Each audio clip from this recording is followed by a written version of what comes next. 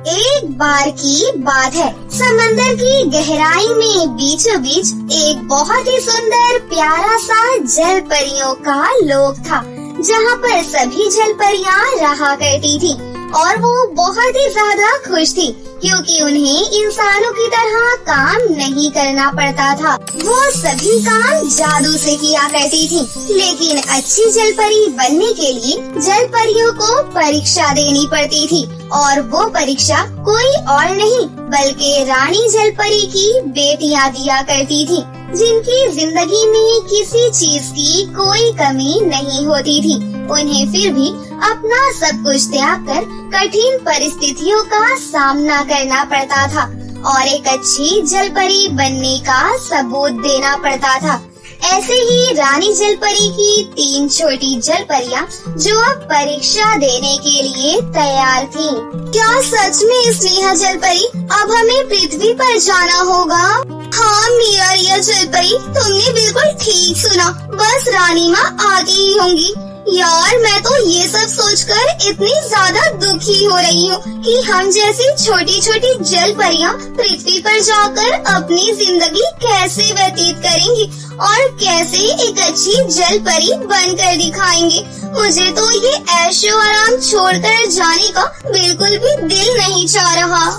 मेरा भी, लेकिन क्या कर सकते हैं, सदियों से यही परंपरा चलती आ रही है। रानी माँ की जितनी भी बेटियाँ होती हैं, 18 साल की उम्र के बाद उन्हें कठिन परिस्थितियों से गुजरना पड़ता है। पता नहीं पृथ्वी कैसी होगी, वहाँ के इंसान कैसे होंगे, बिना जादू के हम कैसे रहेंगे, मुझे कुछ भी समझ में नहीं आ रहा। लेकिन जो परंपरा है उसे तो निभाना पड़ेगा। अरे देखो, रानी माँ आ गयी। तो मेरी प्यारी मासूम सी तीनों छोटी जल परियां तैयार है पृथ्वी पर जाने के लिए। अपना ख्याल रखना, हम बस तुम्हें विदा करने आए थे। जाओ मेरी प्यारी बेटियों, जाओ और अपनी परीक्षा में पास होकर आना। स्नेहा, मीरा, रिया तीनों जल परियां अपना जल परी लोक छोड़कर पृथ्वी पर बिल्कुल भी जाना नहीं चाहती थी, लेकिन वो मना भी तो नहीं कर सकती थी। फिर भी ना चाहते हुए भी वो सभी रानी माँ से मिलकर पृथ्वी पर आ जाती हैं और वो पृथ्वी पर आने के बाद सोचती हैं कि अब उन्हें क्या करना है, क्योंकि उनके पास जादुई शक्तियाँ तो थी, मगर वो सभी उनका इस्तेमाल नहीं कर सकती थी। उन्हें अपनी जिंदगी इंसानों की तरह व्यतीत करनी थी। स्नेहा, रिया, हमने अपने रहने के लिए घर तो बना लिया। ये घास फूस की छोटी मोटी झोपड़ी, जिसे बनाने में हमें कितनी ज्यादा मेहनत लगी है, कितना ज्यादा पसीना आया है।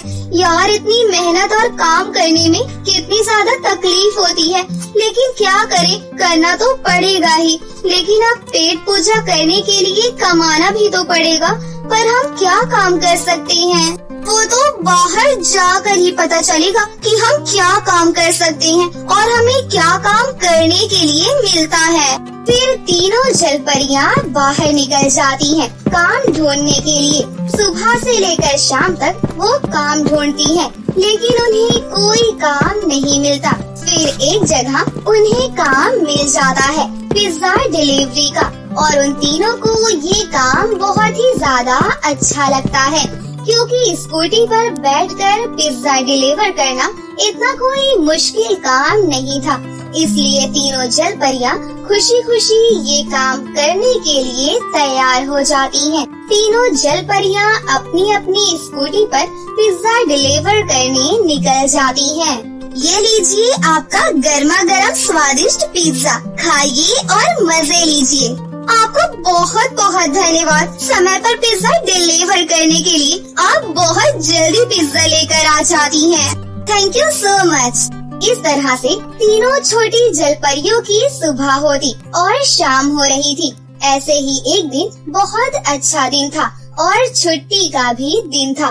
तीनों जल परियां एक बगीचे में जाती हैं और चारों तरफ नजर दौड़ाती हैं और कहती हैं, आज का मौसम कितना ज्यादा अच्छा है, नीला आसमान है और ठंडी ठंडी हवाएं हैं और ये फूल कितने ज्यादा महक रहे हैं, और ये ठंडा ठंडा नदी का पानी। क्यों ना आज हम अपने असली रूप में आ जाएं, अपनी जादुई शक्तियों का इस्तेमाल करें, क्योंकि वो तो है ना हमारे पास। नहीं, हम अपने असली रूप में नहीं आएंगे। रानी माँ ने मना किया था ना कि हमें अपने असली रूप में नहीं आना और इंसानी रूप में ही रहकर जिंदगी व्यतीत करनी है। कुछ समय की ही तो बात है, सब अच्छा तो चल रहा है, कुछ दिन और ऐसे ही चलते रहने दो ना, हम जल परियां नहीं बनते। अरे यार मीरा जल परी, तुम्हें क्या हो गया है? जब से पृथ्वी पर आई हो तब से बिल्कुल रानी माँ की तरह बातें कर रही हो। अरे रानी माँ हमें नहीं देख रही होंगी, उनके पास इतना समय नहीं है जो 24 घंटे हमें ही देखती रहेंगी। जैसा उन्होंने कहा है हम बिल्कुल वैसा ही तो कर रहे हैं। टूटी फूटी झोपड़ी में रह रहे हैं, सुबह से लेकर शाम तक मेहनत करके पैसे कमाते हैं। क्या हम एक दिन अपनी जिंदगी भी अपनी मर्जी से नहीं जी सकते? देखो मुझे तो जल परी बनना है और पानी में तैरना है। अब मैं बहुत ज्यादा बोर हो चुकी हूँ। ठीक है तो करो अपनी मनमर्जी, बन जाओ जल परी। मैं तो बस रानी माँ के आदेश का पालन कर रही थी और कुछ नहीं। मीरा परी अपनी दोनों बहनों को मना करती है कि उन्हें जल परी नहीं बनना चाहिए, लेकिन वो अपनी बहनों की जिद के आगे हार मान जाती है और उसे भी ना चाहते हुए अपनी बहनों के साथ जल परी बनना पड़ता है। चलो हम सब रेडी हैं। 1 2 3। इस तरह से तीनों छोटी जल परियां तालियां बजाती हैं और एक दूसरे का हाथ पकड़ती हैं, जिसके बाद वो जल परी बन जाती हैं। जल परी बनने के बाद वो बहुत ही ज्यादा एंजॉय करती हैं।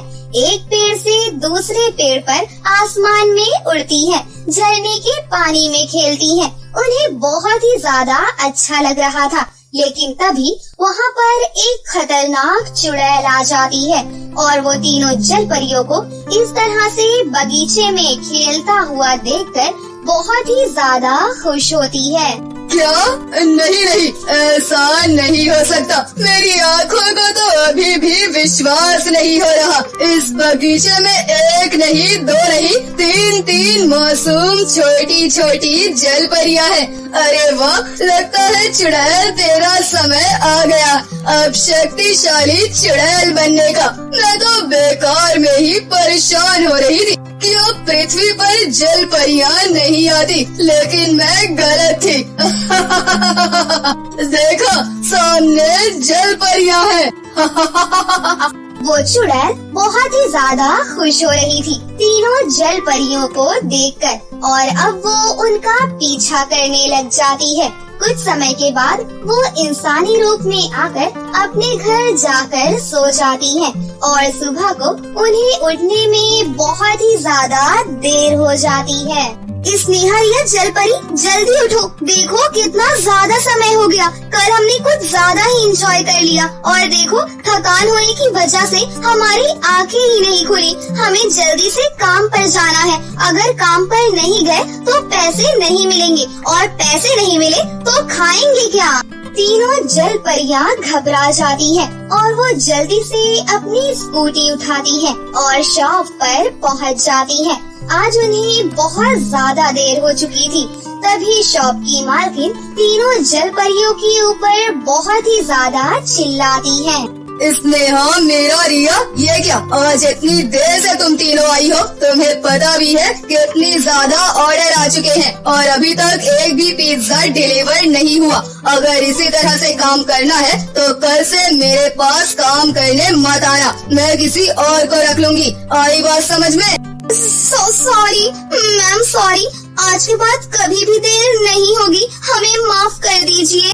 मालकिन तीनों जल परियों को माफ कर देती हैं और उन्हें उनके पिज्जा डिलीवर करने के लिए दे देती हैं। फिर तीनों जल परियां पिज्जा देने के लिए निकल जाती हैं और वो अपना अपना पिज्जा डिलीवर कर करके घर वापस आ रही थी कि तभी उन्हें रास्ते में एक बूढ़ी औरत मिलती है जो तीनों जल परियों से कहती है, अरे बेटा, क्या तुम मुझे मेरे घर तक पहुंचा सकती हो? मुझे दिखाई नहीं दे रहा बहुत कम दिखाई दे रहा है और मुझसे चला भी नहीं जा रहा। बेटा, क्या तुम मेरी मदद कर सकती हो?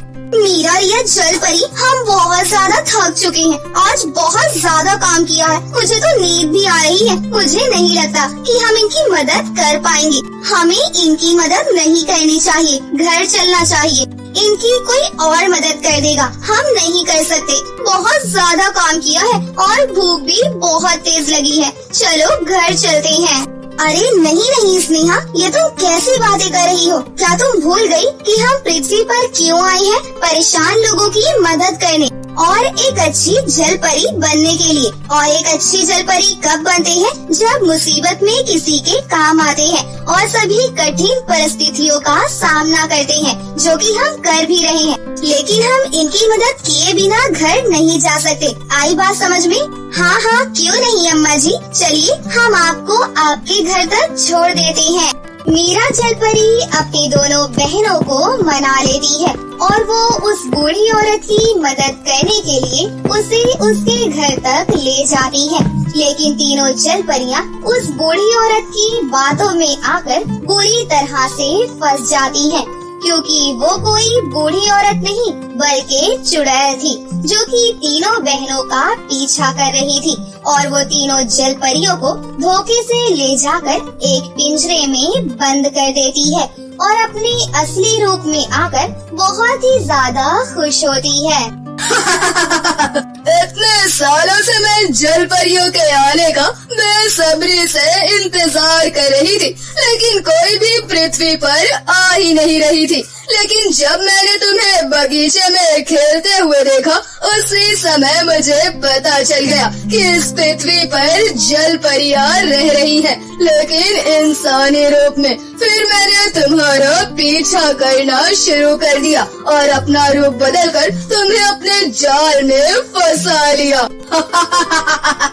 अब तुम्हें बचाने वाला कोई नहीं है और मुझे शक्तिशाली होने से कोई भी नहीं रोक सकता, कोई नहीं।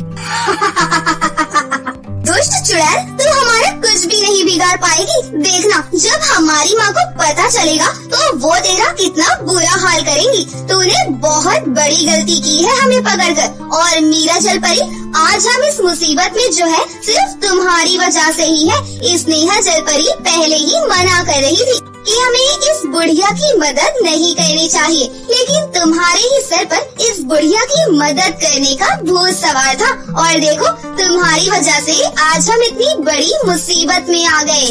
स्नेहा, रिया, तुम दोनों सारा इल्जाम मेरे ऊपर क्यों लगा रही हो? हमें क्या पता था कि इस रूप के पीछे क्या छुपा है? हमें तो सिर्फ परेशान लोगों की मदद करनी थी और वो बुढ़िया परेशान थी। लेकिन तुम चिंता मत करो, रानी माँ हमारी मदद करने जरूर आएंगी। तीनों जल परियां बहुत ही ज्यादा परेशान होती हैं, क्योंकि वो चुड़ैल उन्हें खाने पीने के लिए कुछ भी नहीं दे रही थी और उसकी काली दुनिया में तीनों छोटी जल परियों का जादू भी काम नहीं कर रहा था। और वो चुड़ैल तीनों जल परियों को बहुत ही ज्यादा मारती भी है, जिस वजह से उन्हें बहुत ही ज्यादा दुख दर्द हो रहा था। ऐसे ही कुछ दिन बीत जाते हैं। तीनों जल परियों को चुड़ैल ने कैद कर रखा था और चुड़ैल तपस्या कर रही थी और वो सही मौके का इंतजार कर रही थी। वहीं दूसरी तरफ आज जल परी लोक में रानी माँ अपनी तीनों बेटियों को देखना चाहती थी और वो जादुई गोला लेकर आती है और उससे कहती है, पता नहीं हमारी बेटियों का जीवन पृथ्वी पर कैसा चल रहा होगा। हम अच्छी तरह से जानते हैं कि जल परी की जिंदगी छोड़कर इंसानों की जिंदगी जीना कितना मुश्किल होता है, लेकिन हम हमारी बेटियों को जानते हैं कि वो कठिन से कठिन परिस्थितियों का सामना कर सकती हैं। ऐ जादुई गोले, मुझे मेरी बेटियों को दिखा कि वो किस हाल में है, क्या कर रही हैं। रानी जल परी की इतना कहते ही जादुई गोला रानी जल परी को कुछ भी नहीं दिखाता, सिर्फ अंधेरा ही अंधेरा नजर आता है। ये देखकर रानी जल परी घबरा जाती है। अरे जादुई गोले, ये तुम क्या कर रहे हो? तुम हमें हमारी बेटियों को क्यों नहीं दिखा रहे? और ये अंधेरा, ये अंधेरा किस बात का संदेश है? कहीं हमारी बेटियां मुसीबत में तो नहीं? कहीं पृथ्वी की बुरी शक्तियों को हमारी बेटियों के बारे में पता तो नहीं चल गया? अंधेरा हाँ, यह तो किसी बुरी शक्ति का संकेत है। नहीं, ऐसा नहीं हो सकता। हमारी बेटियां मुसीबत में नहीं आ सकती। रानी जलपरी बुरी तरह से घबरा जाती है कि अब वो क्या करेंगी। वो अपनी तीनों जलपरियों को कैसे ढूंढेंगी। इसलिए वो जलपरी लोक से कुछ परियों को अपने साथ लेकर आती है और फिर पृथ्वी पर आ जाती है और एक एक जगह जाकर अपनी बेटियों को ढूंढती है।